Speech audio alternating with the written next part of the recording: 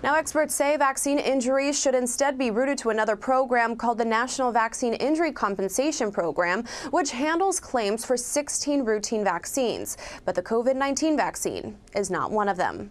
Reporting in New York, Trinity Chavez, RT. And joining us to discuss that, attorney at Levin, Papantonio and Rafferty, Michael Bixby is here. Mike, thanks for joining us today. So this week, we saw that the FDA granted full approval for the Pfizer COVID vaccine. Prior to that, we know they operated under emergency use authorization. So those who received their vaccine basically relinquished the rights to sue should any harm arise after they received the Pfizer vax. Now that they are fully FDA approved, like a polio vaccine or the measles vaccine, will Pfizer still be shielded from product liability through the normal court filings? The answer is yes, they will. And that's actually true. Normal court filings, what you think of, hey, if you're harmed, you need to go to state court or federal court, get your case in front of a jury, be able to find all the evidence, be able to search for the truth, prove your case if somebody's wronged you. That's not an option, and that's not unique to the COVID-19 vaccines. That's pretty much all vaccines. That's not available to them.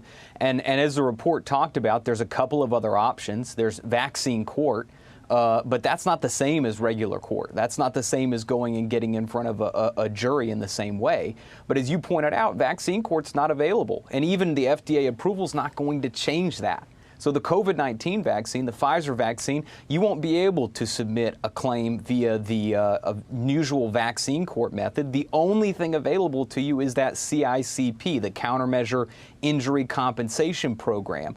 And that program does almost nothing. Professor Renee Gentry from George Washington University, she said about the vaccine CICP program that you'd have to go through for the COVID-19 vaccine, that you have the right to file a claim and you have the right to lose. There's no due process. Wow. There's no judge, there's no judicial appeal, and there's absolutely no transparency. It's been called repeatedly a black hole of a process that you go through with a nameless administrator, and the proof's in the pudding with it. In the last 10 years, less than 3 claims a year have been compensated through that program. So while vaccine court itself, it doesn't have the same procedural protections that you get in a state or federal court. You don't get to present the same evidence. You don't get to present to a jury of your peers like you would in a normal civil case. It's still much, much better than, say, the CICP program, which does virtually nothing. And the vaccine court, like I said, is still flawed. The process can take 10 years. There's strict limitations on damages. It's limited to only certain vaccines, but it would be a heck of a lot better than the CIPC program.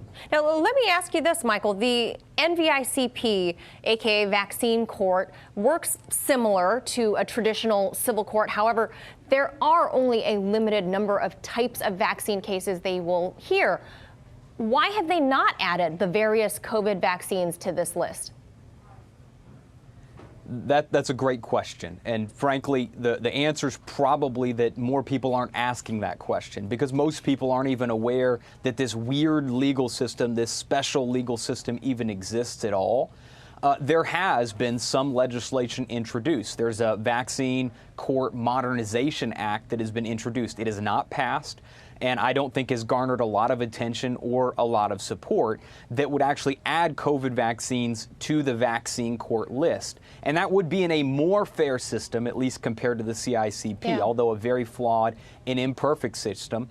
I would argue that that would actually be a much better thing, frankly, for the vaccine in general. This isn't necessarily an anti-vaccine thing. Personally, I'm vaccinated. I have the Pfizer vaccine. I think this will be a good thing for vaccine hesitancy for a lot of people who don't want to get it.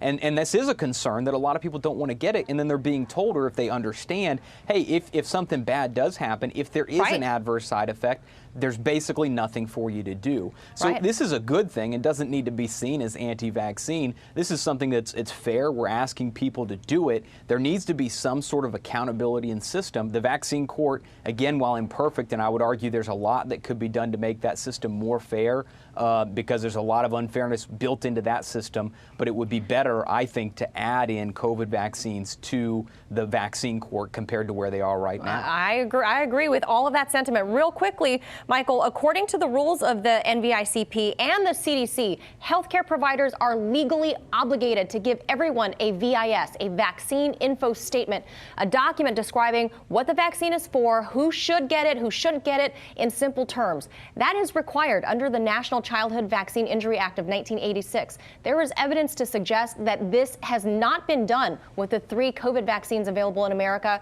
Whether or not anyone's been injured by these vaccines, is that enough grounds for an upcoming wave of class action lawsuits? I don't think so. The restrictions that are in place right now legally are that restrictive. They're that punitive in nature. They bar, I think, almost any type of action like that. Even if there was some form that was required to be given, my expectation would be is that liability or actually accountability in a court would be almost impossible. Wow. And people wonder why it feels like the laws are written for big pharma, big companies, and not the average Joe. Michael Bixby, attorney at Levin Papantonio Rafferty, thank you so much.